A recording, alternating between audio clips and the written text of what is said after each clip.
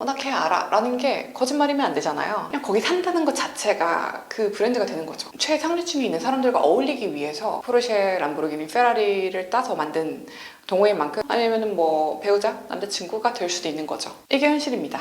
안녕하세요, 신여성입니다. 오늘은 드디어 우아한 여자 이미지 연출법 마지막 단계예요. 그간 잘 따라오셨나요? 제가 단계를 나눈 기준은 그 연출하는 데 걸리는 시간이죠. 1단계에서는 5분, 2단계에서는 한 30분, 그리고 오늘 3단계에서는 꽤 깁니다. 한 일주일 정도? 그러니까 오늘 얘기할 3단계에서는 당신을 첫 만남에서 이미지 연출하는 게 아닌 좀 오랜 시간을 두고 은근슬쩍 알리는 그런 연출법입니다. 내용이 좀 어려울 수 있어요. 아무래도 3단계인 만큼. 그러나 어렵다고 그냥 끄지 마시고 분명 당신의 인생을 업그레이드 시켜줄 내용이니까 끝까지 한번 들어보시길 바래요. 그럼 지금부터 한번 시작해보도록 하겠습니다. 이번에도 역시나 세 가지로 나눌 거예요. 첫 번째로는 경제자본, 두 번째로는 문화자본, 세 번째 사회자본입니다. 아무래도 좀 생소한 용어지만 제가 예시를 통해 쉽게 설명드릴게요.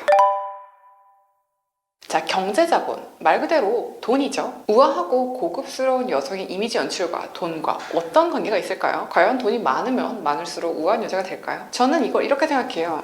우리가 돈이 많다고 해서 비례해서 행복해지는 건 아니잖아요. 돈만 많다고 해서 당신이 우아한 여자가 될 수는 없어요. 다른 어떤 지적인 요소라든지 뭐 센스 등을 갖춰야 되죠. 그러나 돈이 많다고 해서 무조건 행복한 건 아니지만 최소 당신을 불행으로부터 지켜줄 수 있는 확률은 높아지죠. 이것과 마찬가지로 당신을 초라한 이미지로부터는 충분히 벗어날 수 있게 해줄 거예요. 제가 이해하기 쉽게 좀 극단적인 예를 한번 들어볼게요. 만약에 당신이 남자친구랑 데이트를 하러 나갔는데 남자친구가 헤어지자고 말을 했어요. 그럼 당연히 당신이 슬프겠죠? 자, 이때 집에 가는 게 두 가지 모습이 있습니다. 첫 번째로는 퇴근길 사람 많은 지하철을 타고 가면서 그 속에서 몰래 이렇게 눈물을 훔치는 거랑, 두 번째, 고급 모범 택시 안에서 혼자 프라이빗하게 클래식을 들으며 울고 가는 모습이랑 어떤 게 좀 더 우아함에 가깝나요? 사실 꼭 이런 극단적인 예가 아니어도 우리 주변에는 너무 예가 많습니다. 생각해보세요. 당신이 카카오톡에 프로필 사진을 올릴 거야. 이때 배경화면이 일반 백반집에서 찍은 사진이랑 고급 호텔 혹은 좀 근사한 인테리어가 설치되어 있는 곳 카페에서 찍는 거랑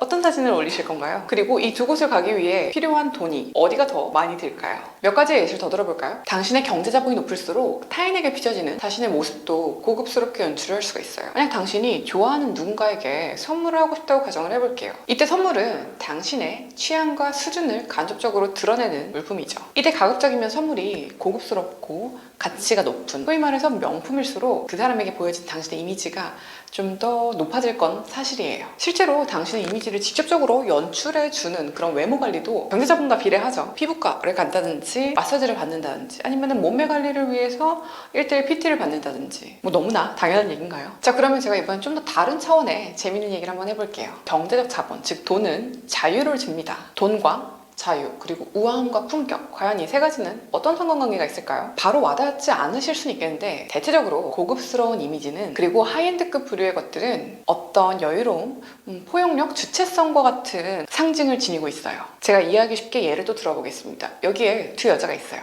첫 번째 여자는 이런 상황이에요. 누군가의 눈치를 보고 있고 누군가 요구한 거를 제공해주는 그런 행동을 하고 있습니다. 두 번째 여자는 반대로 누군가의 눈치를 보지도 않고 누군가에게 원하는 걸 요구하고 있어요. 나아가 누군가가 제공해주는 거를 여유롭게 받고 있죠. 이때 어느 여자가 좀 더 고급스러워 보이나요? 이런 거예요. 타인의 눈치나 시선으로부터 좀 자유롭고 내가 어떤 아쉬운 행동을 하지 않는 것, 최소 나를 초라한 행동으로부터 지켜주는 건 바로 경제적 자본이죠. 자, 이 대목에서 제가 말하고 싶은 게 무엇이냐 묻는다면 이거예요. 돈은 당신이 우아한 여자의 이미지를 연출하기 위해서 경제적 자본은 중요합니다. 물론 완전한 정비례가 될 수는 없겠지만 어느 정도 최소 당신을 초라한 모습으로부터는 지켜줄 수 있죠. 그러니까 돈을 너무 터부시 하시기보다는 당신의 이미지를 지켜줄 수 있는 중요한 수단으로 생각하셔서 열심히 모아보시길 바랍니다.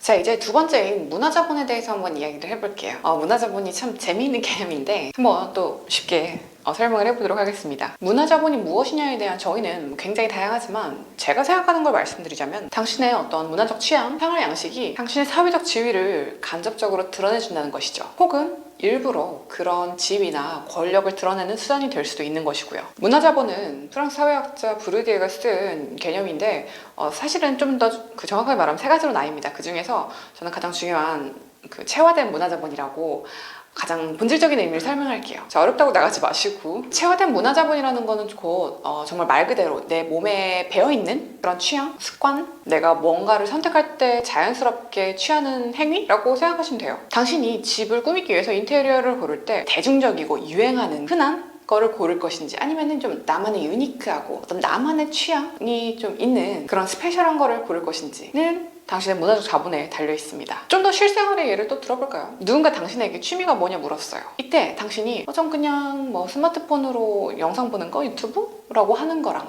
미술관 가서 예술 작품 관람하는 거라고 말하는 거랑 완전히 다르죠. 자, 이때도 두 번째 답변에서 또다시 문화적 자본이 갈립니다. 그래요? 그럼 어떤 미술관 가시고 누구 작품 좋아하세요? 라고 물었을 때 A는 그냥 뭐 잘 몰라요, 그냥 아무거나 봐요 라는 거랑, 두 번째는 저는 김한기 선생님 아니면은 이우환 작가님 좋아해요 라고 얘기하는 거랑 차원이 다르죠. 그러므로 당신도 당신만이 지닌, 조금은 덜 대중적이고 당신의 취향이 반영된, 그리고 그 취향의 원인을 얘기할 수 있는 그런 기호를 한번 가져보세요. 우아한 여성들은 자신만의 어떤 독특한 라이프스타일, 생활 양식을 지니고 있습니다. 그러니 오늘부터 한번 당신의 취향을 선택해 보시길 바래요. 자, 그리고 두 번째로 문화자본에 대해서 얘기할 거는 좀 재밌는 부분이라서 이건 짧게 설명하도록 하겠습니다. 앞서 말한 경제적 자본 있죠.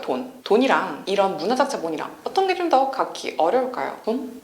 취향? 이쪽이라고 합니다. 그리고 저도 그렇게 생각해요. 물론 돈을 벌기 쉽다는 말은 아니에요. 그렇지만 어느 정도 일정 수준의 부를 이룬 상류층이라면은 더 이상 돈을 이 사람보다 얼마나 더 많이 가졌네, 적게 가졌네가 그렇게 중요한 요소가 아니더라고요. 대신에 이 사람이 얼마나, 아까도 말했다시피 자신만의 고급스러운 취향을 갖고 있는지, 그리고 그 취향을 굉장히 좀 자연스럽고 디테일하게 연출하는지 비교를 한번 해보죠. 예를 들어서 어릴 때, 태어날 때부터 좀 그런 격이 있는 집안에서 태어난 사람이 있습니다. 이 사람은 태어날 때부터 부모님의 취향, 어떤 악기를 다룬다든지 미술관에 관람을 자주 간다라든지 아니면 어떤 스포츠를 한다든지가 너무 당연합니다. 그래서 어릴 때부터 고급 취미 문화를 즐기겠죠. 그리고 반대로 어떤 사람은 그런 집안이 아닌 곳에서 태어났지만 추후에 자신의 능력으로 많은 돈을 벌게 되었어요. 그래서 이들과 같이 어울리기 위해, 혹은 자기도 타고난 그런 상류층의 사람인 거를 어필하기 위해서 그런 취미를 배웁니다. 하지만 이게 어릴 때부터 자연스럽게 습득되어 있는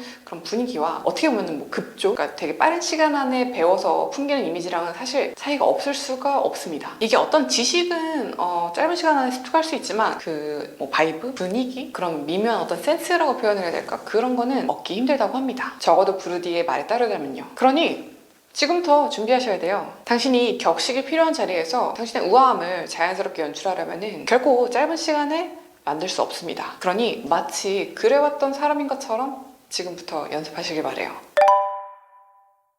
드디어 3단계의 세 번째 카테고리입니다. 그건 바로 사회적 자본, 즉 인맥이에요. 이거는 사실 연출하기가 굉장히 어려워요. 네, 어쩌면 연출을 못할 수도 있습니다. 내가 누구를 알아, 나 걔 알아 라는 게 거짓말이면 안 되잖아요. 그리고 그 누구 알아 라고 말하는 그 누구를 알기 위해서는 굉장한 시간과 비용이 들 수도 있어요. 그래서 개인적으로 정말 가장 얻기 어려운 자본입니다. 그래서 사람들이 더 많이 그런 거에 집착하죠. 나 누구 알고, 나 어디 출신이고, 나 어디에 속해 있어, 이런 것들. 왜냐면은 내가 누구를 알고 어디에 속해 있는지가 나의 사회적인 계급을 나타내주는 하나의 지표거든요. 그래서 우리는 좋은 대학교에 가려고 하고 좋은 동네에 살려고 하죠. 왜? 그 대학에 들어가면은 나 그 사람 알아 라고 했을 때 그 사람, 어떤 사회에 좀 높은 곳에 위치하고 있을 확률이 크죠. 그래서 사실 대학을 가는 이유도 정말 생각해보면은 그 양질의 수업을 받고자 함보다는 그 졸업장의 상징적인 의미죠. 마찬가지로 그 좋은 곳에 사는 것도 어떤 다양한 인프라나 교통의 편리함 등등등의 이유가 있겠지만 그냥 거기 산다는 것 자체가 그 브랜드가 되는 거죠. 그래서 제가 아는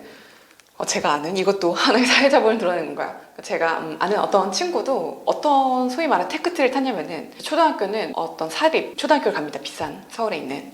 그리고 중학교는 예술중학교를 가요. 그리고 고등학교는 외고를 잠깐 갔다가 일부러 다시 어떤 좋은 학군, 강남 8학군에 명문고를 입학을 해요. 그리고 한국의 좋은 대학을 갔다가 중간에 외국 명문대로 또 유학을 가죠. 자, 이게 대체 왜 이런 걸까요? 그건 바로 거기서만이 어울릴 수 있는 인맥을 얻기 위함이죠. 라고 저는 그 친구한테 들었습니다. 자기네 엄마가 그렇게 시켰다 하더라고요. 사실 어릴 때는 좀 굳이 그럴 것까지 있나라고 생각하기도 했어요. 뭐 어릴 때는. 그렇지만 이해가 갑니다. 충분히. 가치관의 차이겠지만 이해합니다. 중요하더라고요, 그만큼. 자, 그러면은 이런 사회적 자본 어떻게 가져야 될까? 솔직히 말씀드리자면 제가 생각하기에는 좀 어렵습니다. 이미 대학에 들어간 이후라면은 더더군다 말이죠. 왜냐면은 사회자본에서 말하는 가치 있는 인맥은 되게 어릴 때부터 형성이 된다고 해요. 그리고 그게 노력으로 이루어진 보다는 좀 타고난? 그래서 정말 최고층의 상류층들은 어떤 가문을 따지고 집안을 따지잖아요. 그래서 그런 정말 타고난 좀 최상류층에 있는 사람들과 어울리기 위해서 그게 타고날 때부터 없는 사람들은 이제 경제자본, 돈으로 진입하는 경우가 많죠. 뭐 예를 들어서 어떤 최고급 호텔의 피팅스 회원권이라든지 뭐 아니면은 미국 같은 경우는 기부 입학이 있으니까 좋은 대학에 가는 거고 이게 동호회에서도 있어요. 예를 들어서 포람페라는 이제 자동차 종호회가 있습니다. 이제 그게 앞글자 포르쉐, 람보르기니, 페라리를 따서 만든 동호회인 만큼 슈퍼카라든지 최고급의 어떤 성능 등을 가격을 자랑하는 차들의 오너들이 모인 그런 동호회예요. 그런 거죠. 내가 그런 차들을 가진 사람들과 어울리고 싶어. 그래서 나도 그 차를 사서 이제 진입을 하는 거죠. 아니어도 진입은 할 수 있다고 듣긴 했지만 뭐 anyway. 이런 것처럼 우리 실생활에는 이게 굳이 막 뭐랄까 눈에 너무 적나라하게 보이지 않을 뿐 다 현실 속에 녹아있죠. 자, 그래서 여기서 이제 말하고자 하는 게 뭐냐, 그러면 이 사회적 자본은 연출이 불가능한 거냐라고 물으신다면은 저는 그렇게 생각하지는 않습니다. 두 가지 방법이 있어요. 첫 번째로는 제가 아까 말한 것처럼 내가 어떤 경제자본 혹은 다른 자본을 갖춰서 그들 무리에 끼거나 혹은 그 무리에 껴있는 사람을 만나거나, 그게 부모님이 될 수도 있고 태어날 때부터, 아니면은 뭐 정말 좋은 친구, 뭐 사업 파트너, 아니면은 뭐 배우자, 남자친구가 될 수도 있는 거죠. 이게 현실입니다. 자, 그리고 한 가지만 말하자면은 그냥 간략하게 정말 이 피라미드 꼭대기로 갈수록 그런 집단에 들어가기가 너무 어렵습니다. 아예 공개적으로 이렇게 오픈이 안 돼요. 진짜 그런 사람들은 아름아름 이렇게 형성한다고 합니다. 그들만의 리그를. 네, 그래서 당신도 능력을 충분히 갖춰서 그런 리그에 들어가시길 바랄게요. 자, 이렇게 우아한 여자 이미지 연출법 3단계를 드디어 마무리했어요.